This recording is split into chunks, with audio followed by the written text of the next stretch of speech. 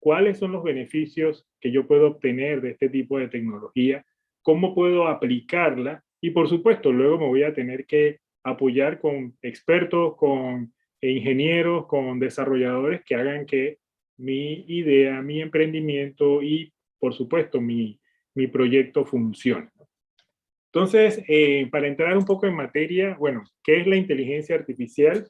La verdad es que sí trae una definición que es una de las más utilizadas y evidentemente pues son programas de computación que lo que buscan es realizar operaciones y tareas que se consideran propias de la inteligencia humana, como el autoaprendizaje y temas relacionados a la lógica y las ciencias cognitivas. Entonces, si bien es cierto, nuevamente son elementos de programación, pues tenemos que tener en cuenta de que son simulaciones que aparentan tener una capacidad similar al humano, pero estando, digamos, tantos años en el área de tecnología, pues sí les puedo confirmar de que todavía no ha existido la computadora que piensa sola, ni mucho menos, ¿no? Entonces es importante, digamos, aterrizar esos conceptos y no dejarnos influenciar, digamos, por lo que vemos en las pantallas de televisión, que muchas veces es, digamos, donde tomamos ideas, y al no tener, digamos, la formación adecuada, pues el cerebro nuestro, que es una computadora también súper poderosa, crea hipótesis que, pues, de igual manera pueden ser equivocadas. Por último, aquí quiero hacer referencia a la capacidad cognitiva. La capacidad cognitiva de esta tecnología va relacionada a la cognición. Entonces estamos hablando de la capacidad de poder representar objetos, de poder comunicarnos de manera hablada y de poder escuchar y poder analizar, utilizando ciertas reglas matemáticas, obviamente, el lenguaje hablado del ser humano. Sin embargo, también es importante que existen diferencias. Cuando hablamos de inteligencia artificial, pues usualmente estamos hablando de algoritmos que tienen la capacidad de aprender, de, digamos, de autogestionarse. ¿Con base a qué? Con base a los datos. Y cuando nos referimos a tecnologías que están más alineadas a las capacidades cognitivas, pues estamos hablando de otras tecnologías que de cierta manera manejan la ambigüedad. Es decir, tienen capacidad de crear hipótesis, tiene la capacidad también de aprender, pero también pues de desaprender lo aprendido dependiendo de si el proyecto ya culminó o no. Para hacerlo una representación, digamos, mucho más simple, pues cuando algunos de ustedes pues entran a una página a adquirir un producto, pues el sistema automáticamente le recomienda cuál podría ser el segundo o el siguiente producto recomendado, pues ahí estamos hablando de capacidad artificial, ¿no? De la misma manera cuando escuchamos música o cuando miramos una serie a través de estos canales, digamos, de streaming, y que luego me recomienda la siguiente película, estamos hablando de un análisis sobre los datos que nos genera una recomendación. ¿Ok? Y eso es un autoaprendizaje, hay algoritmo detrás, por supuesto, y evidentemente, pues, acierta en la mayoría de las veces. Cuando hablamos de las capacidades cognitivas, estamos hablando pues de otro tipo de sistema. Ahí uno de los representantes más importantes es Watson, es una supercomputadora de IBM, que entonces tiene la capacidad ya de manejar inclusive el lenguaje hablado, manejar reconocimiento visual, entre otras capacidades. Pero lo interesante aquí es que la manera en que está construida, está diseñada, permite manejar ambigüedad. Entonces las respuestas de este tipo de sistemas no necesariamente son al 100% o al 99%, sino que cada una de las preguntas, él hace un análisis, evalúa diferentes fuentes de información y genera una puntuación. Y esa puntuación, pues de todas las respuestas, ella va a seleccionar aquellas que estén por encima del 80% como una respuesta válida a esa pregunta. Entonces, cuando buscamos, por ejemplo, en casos de uso de este tipo de capacidad cognitiva, bueno, ahí estamos hablando de elementos de reconocimiento visual, y ejemplos de ambigüedad, pues uno que me gusta usar mucho es el llanto de un niño, ¿no? El llanto de un niño pequeño. Quizá para las mamás sea más sencillo que cuando escuchan a un niño llorar, pues usualmente uno no sabe qué puede ser, ¿no? Algunos pueden decir, mira, puede ser que tiene ganas de alimentarse, otros pueden decir que le duele el estómago, en fin. Sin embargo, con este tipo de tecnología, bueno, y de hecho hay un prototipo girando alrededor de esto, lo que permite hacer es analizar el contexto vocal del niño y con base a esas, digamos, variaciones de las notas, entonces definir y darle una recomendación, ahora sí, al papá, de, bueno, qué es lo que puede estar sucediendo, ¿no? Y que algunas veces inclusive es hasta para escucharse a ellos mismos. Entonces, nuevamente, es algo que se parece a las capacidades humanas, sí, y de alguna manera, inclusive hay personas que dicen, wow, me asusta porque tiene no solamente esas capacidades muy similares, sino que puede brindar un poco más, pero nuevamente esto está basado en simplemente ciencia y matemática. Realmente, en mi experiencia, realmente el cerebro más importante, el motor más importante de todas estas innovaciones sigue siendo el ser humano, ¿no? Entonces no perdamos de vista eso. Existen diferentes tecnologías. Aquí traje un ejemplo, más bien una categorización. Cuando hablamos de inteligencia artificial, hablamos del, digamos, del paraguas completo que encierra pues elementos de machine learning como una de las técnicas, y machine learning a su vez encierra otras herramientas, otros mecanismos y digamos que técnicas mucho más específicas como deep learning que ya tienen otras aplicaciones un poco más, que requieren un poco más de complejidad. Entonces, ejemplos, por ejemplo, nuevamente de inteligencia artificial, bueno, ya lo que han escuchado, no sé, Alexa, Siri, pues son elementos que utilizan ese tipo de técnicas. Machine Learning, por supuesto, temas de vehículos autónomos. Y pues Deep Learning ya empezamos a hacer análisis de, digamos, lo que son conversaciones, lo que es digamos, esa capacidad de poder interactuar con una persona. Y créanme que una de las áreas más complejas que tenemos dentro de los proyectos de inteligencia artificial es casualmente el reconocimiento de voz, ¿no? A pesar de que nosotros pues hablamos español y que estamos dispersos en toda la región, pues la verdad es que de frontera a frontera hay diferentes modismos, hay diferentes formas de decir las cosas y la verdad que han existido retos muy interesantes alrededor de proyectos relacionados a la parte conversacional. Entonces, bueno, con este preámbulo quería nada más enmarcar un poco lo que es la inteligencia artificial para nosotros. Nuevamente, con mi experiencia, digamos, en esta temática, digamos, la tecnología que está detrás de esto sigue siendo lo que conocemos desde hace 50 años, ¿no? Es alambre de cobre, perdón, electrónica y silicón, ¿no? O sea, realmente el computador más poderoso del mundo, pues lo tenemos cada uno de nosotros sobre nuestros hombros. Lo que sucede es que a veces no nos damos cuenta porque ya viene como con el paquete, pero créanos que todo lo que estamos viendo hoy no sucedió de la noche a la mañana. Estamos hablando de que la inteligencia artificial viene de los años 50. Entonces ahora en el 2020, pues estamos hablando de ya prácticamente 70, 80 años de evolución.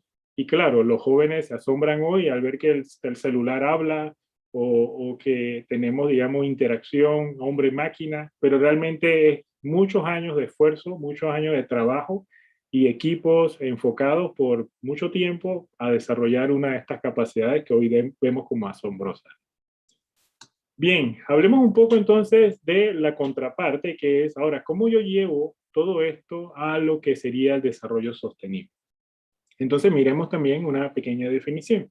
El desarrollo sostenible, pues obviamente dentro de la definición de la ONU, es aquel desarrollo que es capaz de satisfacer las necesidades actuales sin comprometer, y yo creo que eso es lo más importante, los recursos y posibilidades de la futura generación. Entonces, se habla pues de realmente tres aspectos, que es económico, social y ambiental. Entonces, bueno, pero ¿con qué foco? Bueno, yo creo que ya todos conocemos pues todos estos, digamos, objetivos del ODS, en donde, bueno, yo creo que gran parte de la empresa privada, las organizaciones públicas y gremios, pues buscan resolver y apoyar a cada una de estas necesidades que son, digamos, homogéneas a nivel de todos nuestros países. Sin embargo, desde el punto de vista de los proyectos, tenemos nosotros que mirar que deben existir ese traslape entre esas tres dimensiones.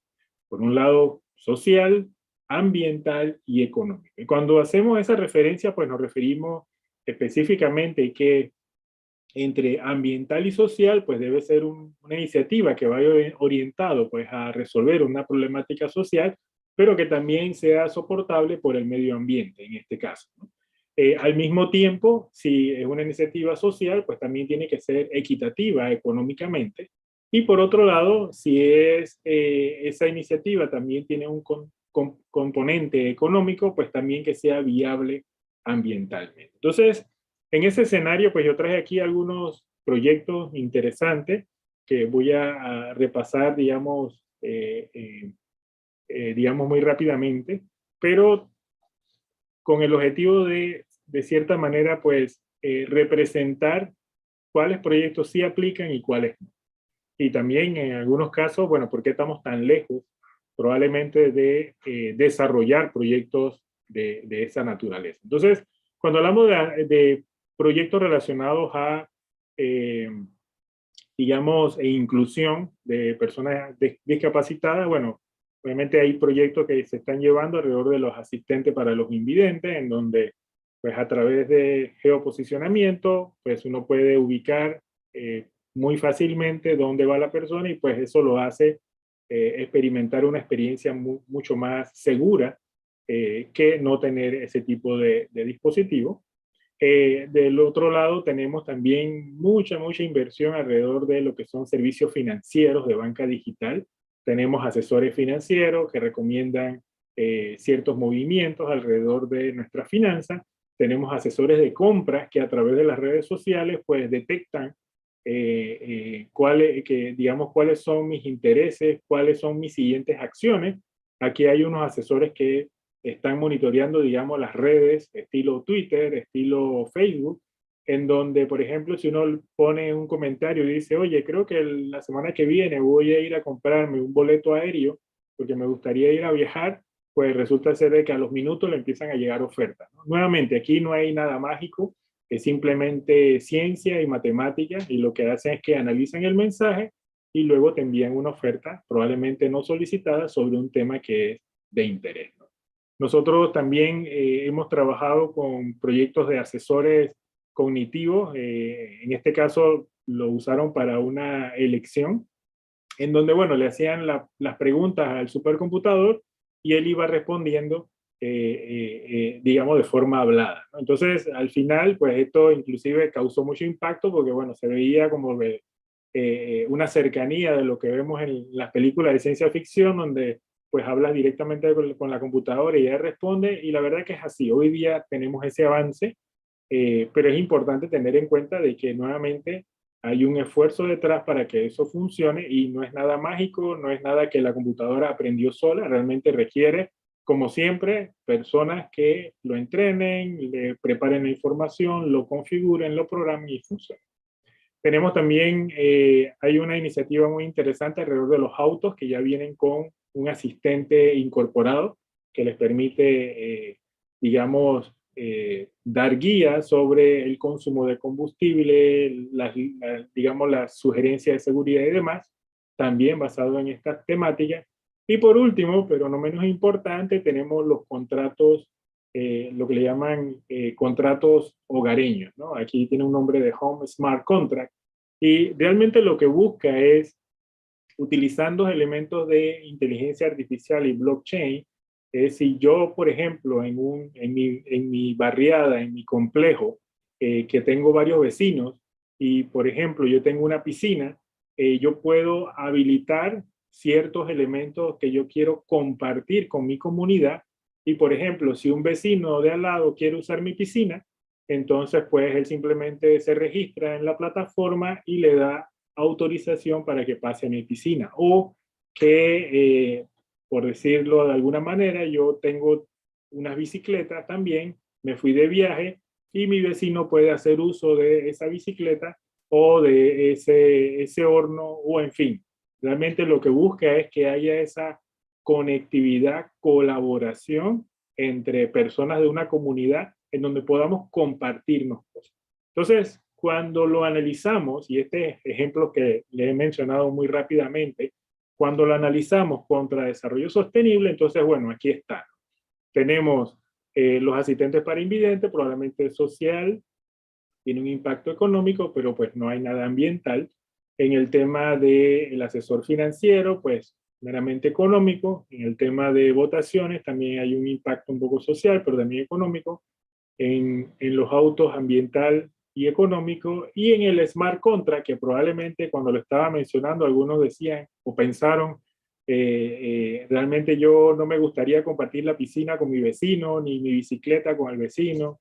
En fin, pues fíjense que ese realmente es aquel que guarda las tres dimensiones. Entonces también es romper nuestros propios paradigmas, en donde tenemos que empezar a mirar que la colaboración, y nuevamente esto no es tecnológico, es simplemente esa manera de nosotros reinventarnos y realmente estar más abiertos a compartir y colaborar entre otros. Y yo creo que la pandemia también ha traído mucho de eso a cada uno de los hogares. Entonces, desde esa perspectiva, nuevamente, dependiendo de cómo nosotros alineemos esos proyectos, pues vamos a tener proyectos que realmente son de desarrollo social. Entonces, ¿dónde encontramos estos proyectos de desarrollo sostenible?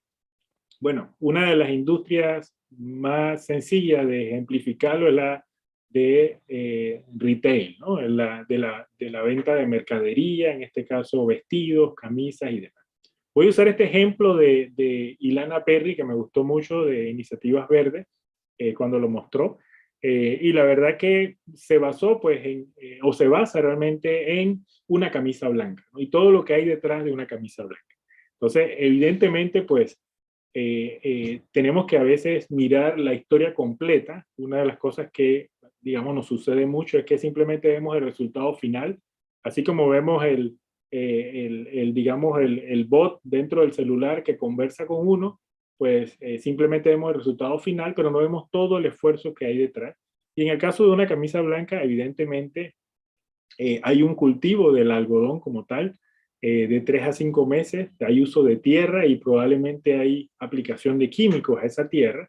Luego hay una preparación de la tela, en donde muy seguramente puede existir una contaminación por el transporte, porque esa tela hay que llevarla a algún lugar, hay que hacer un embalaje plástico para llevarla, y estoy usando también elementos nocivos para el ambiente, y por supuesto que el uso de electricidad. Otro elemento también dentro de esa cadena de valores es el acabado de la tela. Bueno, probablemente nuevamente tengo que llevarlo a otro lugar, hay que utilizar transporte, uso intensivo de agua, posible contaminación también del agua para tratar con químicos digamos, esa prenda de vestir, y uso de electricidad. Nuevamente importante también la producción como tal genera también elementos de contaminación, como es la parte del transporte, donde tengo que trasladar esa mercancía hasta un lugar de destino. Evidentemente uso de electricidad, desperdicio de material que también sucede, y el embalaje plástico, ¿no? Y por último, bueno, ya todo lo que gira en torno a la venta, donde nuevamente hay un transporte y hay un uso de electricidad. Entonces, cuando vemos este ejemplo solamente de una camisa, realmente nos damos cuenta de que pues hay muchos elementos detrás que realmente están afectando nuestro medio ambiente. Y aquí entonces es donde tenemos que empezar a girar en torno a innovación, generar ideas, crear grupos de discusión para entonces, bueno, definir cuáles podrían ser esas soluciones. Me decía un estudiante en una de las sesiones, me decía, bueno, pero no vendamos más camisas, ¿no? Bueno, obviamente hay cosas que probablemente no tienen sentido, vamos a tener que, no podemos ser tampoco tan drásticos, ¿no? Como, bueno, no eliminar una prenda como tal, pero sí podemos mirar soluciones alternativas. Y esas soluciones pues pueden ser evidentemente pues minimizar el uso de químicos, y entonces utilizar los colores naturales, ofrecer productos orgánicos, por ejemplo, digamos, generar una producción local para no tener que tener ese transporte de ida y venida, generando obviamente una huella de carbono mucho más grande. Utilizar productos alquilables, en donde, bueno, la manufactura no tiene que tener todos los equipos, sino que puede alquilarlos de algún socio, algún partner, que sean productos restaurables, en fin, hay una gran cantidad de ideas que pueden generarse en torno a esto, y es donde entonces la tecnología puede apoyar a muchas de ellas. Entonces, traje este ejemplo de Ilena Perry, que me gustó bastante, pero lo que quiero ejemplificar acá es que detrás de cada uno de los productos que nosotros, eh, de cierta manera, utilizamos, hay toda una cadena hacia atrás que a veces no vemos. No vemos simplemente porque no nos hemos sentado a pensar, bueno, ¿qué sucede cuando tengo una pasta de diente en mis manos, ¿no? Y esa pasta de diente tiene un envoltorio, ese envoltorio tiene una impresión, esa impresión tiene colores, esos colores tienen pegamento, y allí sucesivamente vamos echando hacia atrás toda la historia. Entonces, es importante que empecemos a mirar las cosas desde un contexto completo y no veamos solamente el producto final, que a veces es donde nos enfocamos, ¿no? Entonces, si hacen eso, evidentemente van a encontrar muchas oportunidades en donde aplicar la tecnología y, por supuesto, la inteligencia artificial es uno de esos elementos que podemos nosotros acceder ahora para resolver muchos de los problemas que hoy día existen en nuestro medio ambiente. Bien, casos de uso, yo traje un par. La verdad es que me pareció importante también comentarles algunos que son los más relevantes para la región y por supuesto el desecho plástico sigue siendo de gran relevancia. Allí es importante mencionar que a pesar de que se están haciendo muchos esfuerzos y estas cifras son de Estados Unidos, evidentemente todavía se menciona de que el 79% de los plásticos todavía terminan en los vertederos. Entonces, si bien es cierto, hay un esfuerzo que se está haciendo, nosotros en la región probablemente no llevamos cifras tan certeras, pero tomando este ejemplo de Estados Unidos, que muy probablemente no escapa mucho de la realidad de nuestra región, evidentemente todavía hay muchas personas que no han tomado esa decisión de reciclar y evidentemente de llevarlo a los lugares dispuestos para esto. Entonces, ¿dónde la tecnología puede apoyar? Bueno, realmente ya hay varios ejemplos, no solamente en Panamá, sino en la región. Aquí hay uno de esos, utilizando elementos de reconocimiento visual y bueno, haciendo una categorización muy rápido de esos componentes para hacer su, digamos, tratamiento y por supuesto que volverlo a reinsertar alguna cadena de desarrollo de productos pues reciclados, ¿no? Entonces, aquí es donde pues empezamos a unificar la tecnología y ver cómo esta empieza a afectar y a mejorar nuestro entorno a partir de estas innovaciones y estos proyectos, ¿no? Otro importante también, y yo creo que es muy necesario mencionar, es evidentemente lo relacionado a los alimentos. De hecho, ya estamos viendo que hay unas nuevas carreras, como todo, a que está evolucionando, hay carreras relacionadas a científicos de alimentos.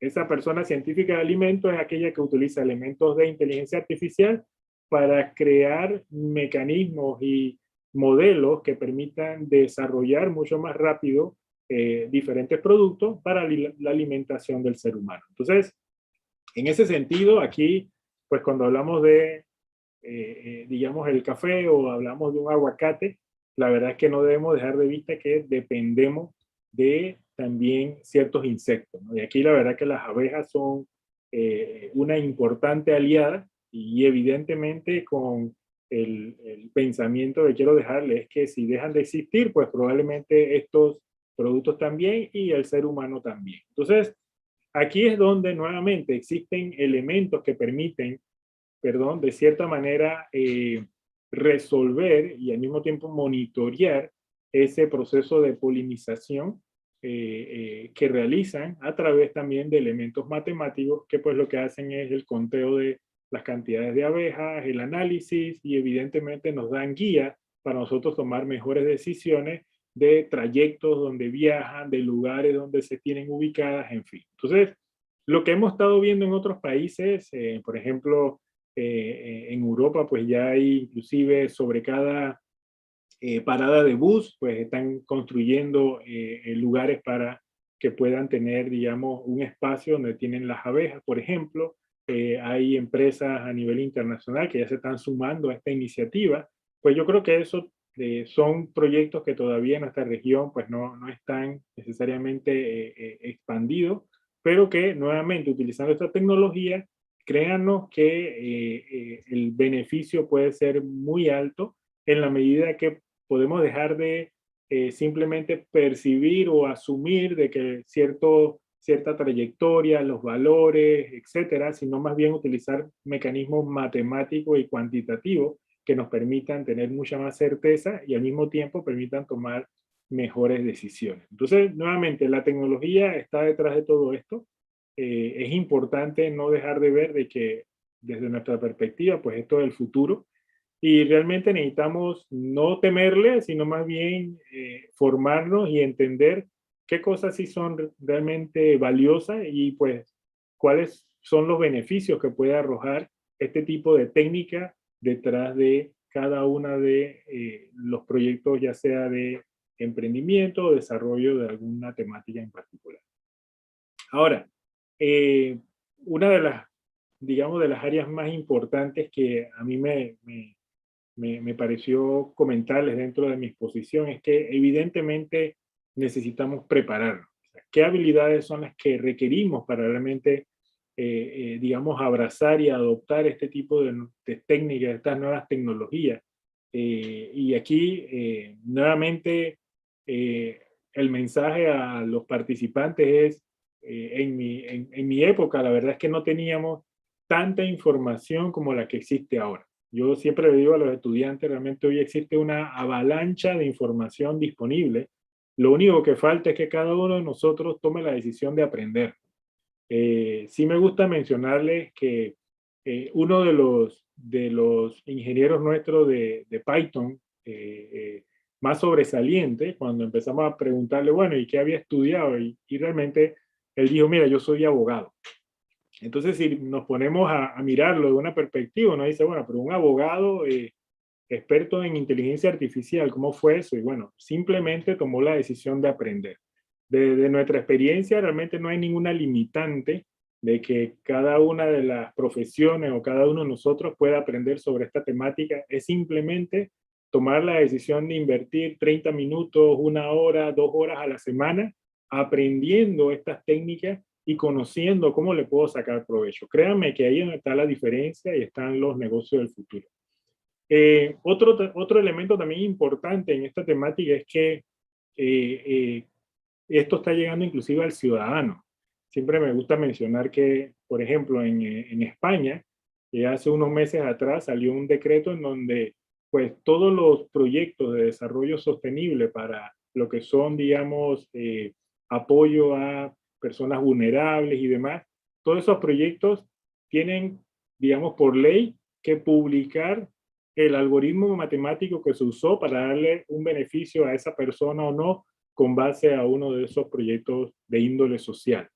Pero si nosotros mismos no entendemos lo que significa la matemática de ese algoritmo, lo que hay detrás, pues no podemos simplemente fiscalizar si se hizo correctamente o no. Entonces, se vuelve ahora tan importante, como mencionaba en un inicio, conocer estas temáticas. No, nuevamente, no buscamos de que todos se conviertan en expertos ni en desarrolladores, porque ese no es el objetivo, pero sí que entiendan qué matemática hay detrás, qué significan estas técnicas y, más importante aún, cómo puedo yo adoptarlas y aplicarlas a mi entorno personal. Entonces, dentro de las habilidades, sí, por supuesto, matemática y estadística.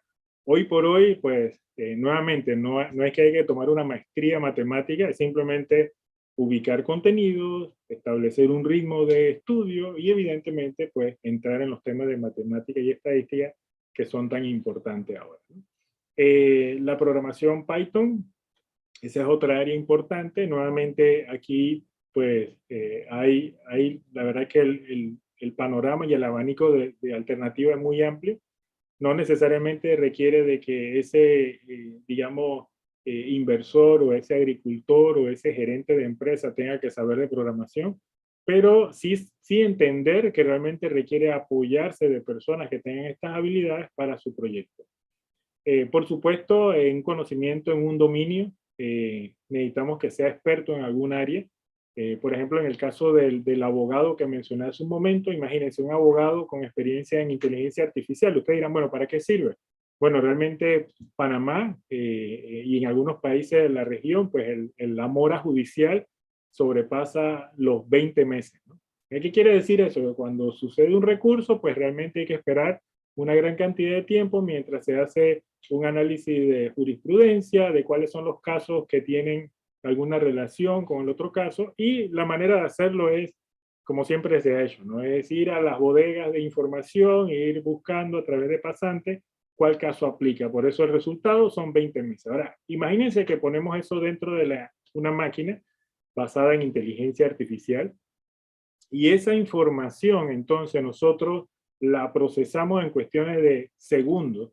Entonces, ¿qué quiere decir esto? Bueno, y aquí muy importante, no quiere decir que ahora la máquina reemplazó al juez, de eso no se trata, sino más bien que ahora el juez va a tener más información en la mano para poder tomar una decisión mucho más rápido. Entonces, y por otro lado, si él toma una decisión en contra de la tendencia, pues también tiene que sustentar muy bien por qué fue su decisión. Entonces, quizás hay parte y parte, ¿no? Por un lado, hay, digamos, resistencia a utilizar la tecnología en lo que realmente es fabulosa, y por otro lado también que la gente probablemente no quieren, las personas no quieren que los critiquen con base a una respuesta, ¿no? Y realmente yo creo que eso es lo que la tecnología cada vez más está evidenciando, ¿no? Que una respuesta probablemente inusual, pues tiene que ser sustentada muy bien para comprender cuáles fueron los factores que tomó para esa decisión particular.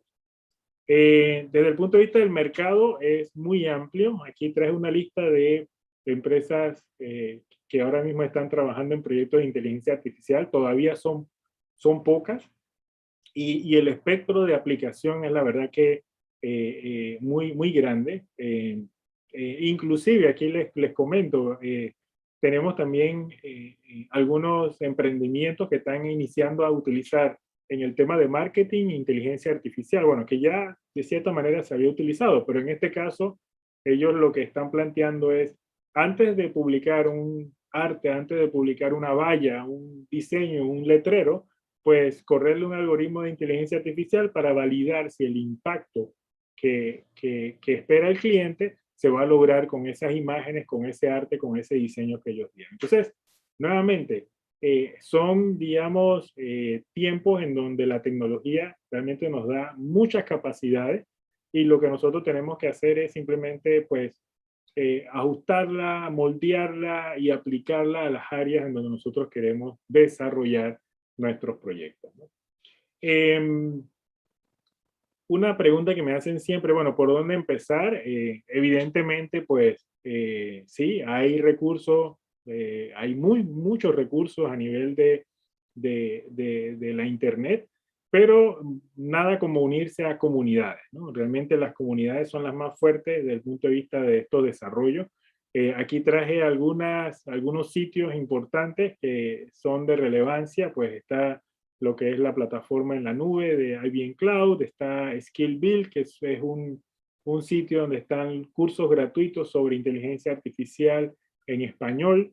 Está una comunidad sin fines de lucro de la cual soy miembro, que es Saturday AI, para desarrollo de proyectos sostenibles, y bueno, lo que busca es democratizar de cierta manera el conocimiento de inteligencia artificial a nivel de todas las ciudades de la región latinoamericana y bueno, obviamente a nivel mundial, ¿no? Entonces, en ese sentido, pues sí tengo algunas recomendaciones finales que quería plantear. Por un lado, pues la tecnología no resuelve por sí sola ningún problema. Aquí realmente el actor principal es el ser humano, esa persona emprendedora, esa persona persistente que va a intentar que evidentemente se logre el proyecto o la iniciativa que está llevando a cabo. Necesitamos más emprendimientos que pongan su core del negocio en solucionar problemas sociales y ambientales. Aquí hay una gran oportunidad. No necesariamente porque sean problemas sociales, pues quiere decir que no hay ingresos relacionados. Evidentemente son proyectos donde hay que replantearse los objetivos, hay que mirar muy seguramente un proceso de crecimiento escalonado, pero sí hay muchas oportunidades. La tecnología pues nos va a permitir crear modelos de negocio, por supuesto que innovadores, pero también el elemento humano es el que permite aprovechar esa ventaja de la tecnología, ¿no? Es necesario también tener en cuenta que muchas de las cosas que nosotros tenemos hoy día a la mano no viene de un garaje o no viene de una película, realmente es mucho esfuerzo por muchos años que han dado como resultado pues esas bondades y esas maravillas que vemos hoy, ¿no? Y por supuesto también es importante moldear nuestro propósito, ¿no? Al final del camino nosotros como organización estamos haciendo mucho énfasis en mirar mucho más allá simplemente de un desarrollo profesional, en una aspiración, digamos, salarial, sino también, bueno, cuál es el propósito de cada uno de los individuos, estudiantes, profesores, investigadores, desde el punto de vista de nuestra comunidad, ¿no? Que debe ser mucho más amplio, mucho más abarcador y evidentemente tener un impacto en nuestra sociedad. Sí me gustaría culminar con una frase que es la siguiente: tu futuro depende de lo que decidas hacer hoy, de Mahatma Gandhi.